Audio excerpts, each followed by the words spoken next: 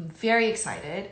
We have our first return guest, Elizabeth Winkler, and I felt that it was really important to have her to try to help us start to learn some comfort in this super uncomfortable time. Hi, beautiful. How are you this morning? I'm great. I got up really early today, which I haven't been doing. Did some meditation. I actually went for a nice walk, run, and then did some more meditation before coming on here. So it's been a wonderful morning. So I am a therapist, a psychotherapist in Los Angeles, but now I'm able to reach more people. So I've been practicing for almost 2 decades now and deal with all kinds of issues, divorce, death, all these kinds of really challenging crises that we go through as individuals through life. That's something I really like to meet for people, help people meet. So I've been doing that for a long time. Also a meditation teacher, did my certification with David G, who I love. And I also do mindfulness for kids, families, and adults as well through my heart surgery kit process and smaller platform. My passion is connecting people to presence. So the presence within you. Connecting meditation is a wonderful way for us to connect to our, what I call our constant companion. So we can use our breath when agitated, when out in the world, connect to our constant companion of our breath, which connects us more deeply to that constant companion of presence, which has been with us since we were in the womb and will always be with us. And so when we have a strong relationship to that, we can weather the storm more easily. Truly, everything we need, we have within us. Well, I've seen a real rise in need in people to find ways to connect with that stillness. That is the stillness. That is the presence. So what have I been up to? A lot. I'm doing my individual time with people, which I love doing. I also offer group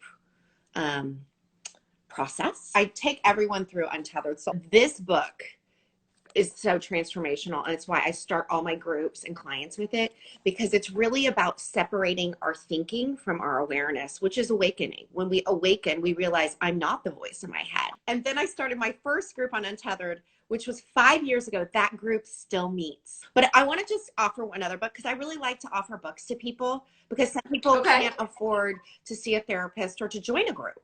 Another book that's so perfect right now is Eckhart Tolle's A New Earth. What I've been up to. I've been working a lot, but that's a choice I've made. And, I started that Singer Soul Sundays on Sunday, which I've never worked on the weekends. I started doing that. Another thing I'm offering, just for people to know, is free meditations on Mondays and Thursdays. Mondays at 4 and Thursdays at noon. That's free. This is the second week, and we'll have 2 more weeks of that. So if reading books isn't resonating with you, honor it. But we're doing our best. That's all we can do. We're all learning how to walk. I always say that to people. And we're learning how to walk every day. I say, the day we die, we're learning how to die.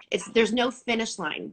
For some reason, I think it's our educational system creates this idea that we cross a line and then we're an adult and we know how to do everything. And we're all just trying to figure it out. We are. And can we have that kindness and gentleness that we give a little baby learning how to walk? Because we are still learning to walk. And right now we really feel that during this time of so many questions. But what I really want to know now is your thoughts on combating the influx of stress during this time. I really think it's about getting to know the energy within you. Ask yourself the question, if you're feeling stressed right now, where do I notice this in my body? And what am I noticing? I'm using the word noticing, because noticing is the language of awareness. It's not judging. It's not comparing. That's what the mind does. And guess what that does? Adds more logs to the fire of stress. What we're often doing is looking at the outside world. What do I need to fix outside of me? Things are always going to disrupt.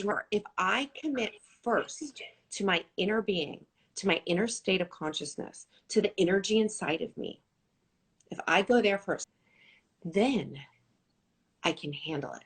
The more I connect to my inner being, it's like being at the deepest point of the ocean. Maybe a big tidal wave comes, you're pulled a little bit, but you're not taken by the wave, because you have that deeper anchoring into Right. your body. So feeling the Totally. energy in your body as an anchor. Or I say like the wonder of a child and the wisdom of an adult, you know, and the only thing that limits us from that is fear, what you were talking about. Right. And that's what stress is from. I want to talk about coming home with Elizabeth Winkler. Oh, I love it. And what is it and what do we do? So we are just showing up. I like to speak a little bit about the subject, you know, give a little context to what we're discussing. The first one we did beginner's mind. And then the second one was more about like right action. And so we actually did a breathing technique in that one, a still point breathing, connecting to that pause between breath. That was actually experience of how to allow right action to arise. On Monday, we connected to Santosha, which is contentment or gratitude for what we already have right here, right now. I look at all of the stress, all the stresses, the doubts, the fears, the pain that we all have as human beings, and everyone has them. I look at them as little hands reaching up from our heart, calling us home. Ram Dass is saying we're all walking each other home, which we are. We are all reflections, right? Walking each other home. But it's also activating us something in me, and that's a hunger within my heart. What are the hungers in your heart for connection? The meditation sessions are just different offerings, different types of meditation, but we do silence. We do silence. And I usually use a mantra of some kind. Well, you know what? This is how I look at it. I've had a lot of pain and grief that I've gone through and healed a lot of that happens. And it feels like out of this world, you're like, I want to give this to everyone. So can you share a little bit about, true gratitude and how to apply it? I think having a practice, I didn't have a practice that I did all the time. You can write about just those simple moments, how important that is, and write it down and put it in a gratitude journal, or you could do it in a bowl. What tends to happen is it's like that law of attraction. Then you just start to notice all these things you're grateful for. You don't have enough time to write it all down. Working with gratitude continues to open new doors. The simple things I think are really beautiful. And when we can connect to that, especially at this time when so much has been taken away, to look at the choices that I do have now and what does that calm within me. And gratitude is just so good for your heart. So especially if you're having a challenge, that is so nourishing. And our heart doesn't lie. Our mind is always telling us stories. So just understand that's not who I am. And it's going to sputter out all this nonsense, and fear and hope. And when we get too attached to a hope, that creates a lot of suffering in us too. It's not just fear. I want to talk about letting go of the mind. We talk about it, but how do we do it? Okay. If you could give us a couple tools that we could take with us away today. Absolutely. We need things we can integrate into our life as we are challenged, because we get challenged by our conditioning of our patterned behavior. What stands in the way of us having that beginner mind, of having a fresh experience? I'm going to give you some mantras, things that you say to help you. So for the mind, I'm fine with it. We're saying I'm fine with it because the mind is not fine with anything. Your mind has to take all of this energy from your body and deplete you with thinking. You detach. That's how you can help yourself free the mind. What is even fun is I love it. You say I'm fine with it, and you say I love it to the things that you're not fine with and that you don't love. Because so if I just say I'm fine with it or I love it, guess what happens? It keeps me here now. Maybe not is great for judgment. I might get sick with this. Maybe not. I don't know. That's not happening right now. We want to be in the now. The most important mantra of all is I can handle this. Keeps us in the heart. That's the one for the heart. When we say I can handle this, when we really think we can't, it allows us to be with that energy I was talking about.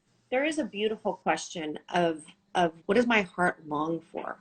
I really feel that these hungers that we all have come down to the deepest hunger within our heart, our human needs, and connection is such a big one.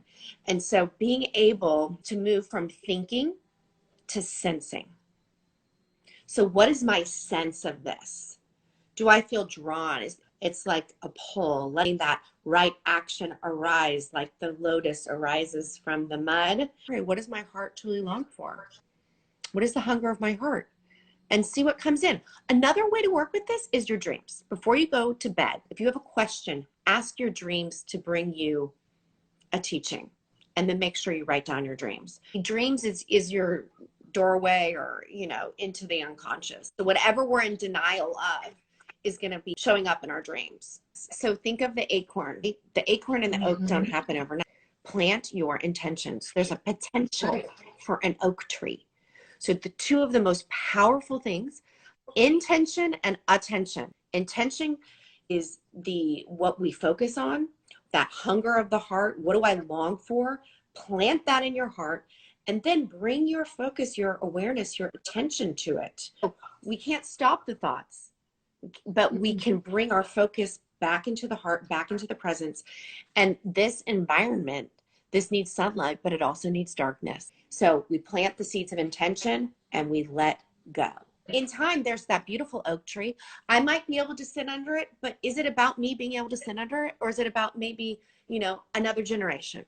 So Singer Soul Sundays is something I've been doing. We start on Untethered Soul, which I mentioned. So if people want to sign up for that, they can go to my link tree on Instagram or go to my website, elizabethwinkler.com. I'm going to be doing some other classes though. I'm really excited. That'll be coming up soon. I haven't announced that yet. So this is the first time I'm actually telling anyone about it. That's something I'm working on. I love working with chakras. I love understanding the power of intention, the power of awareness, the power of the heart, the power of the mind, and how we can use tools to help us be in alignment and to be conscious creators. We fall in love with each other's imperfections. We fall in love with vulnerabilities, but we fall in love with imperfection. I have all these people that come to my office and they're like trying to be perfect for someone. Nobody falls in love with that. We fall in love with people because we are all human, and that we all have a voice in our head that tells us fearful thoughts. We get to decide how we respond to life. Pause and breathe. No. Notice I have a choice as to what ripple I bring here and here. And that's the offering we have. That's the opportunity we have in every single moment. I often talk about emotion like weather. So the weather moves through the sky, but lightning and thunder don't hurt the sky, do they? And so just like that is rising and falling, so will our thoughts and our feelings. That's going to happen. But what is it rising and falling in? That is who I am really. That's what we keep coming back to, right? It's who we are. We are not all of the activity. As we go from our global pause, what words of wisdom do you have to leave us with? Why am I here? Noticing all the things that you do have, and knowing that we do have a lot of power in how we relate.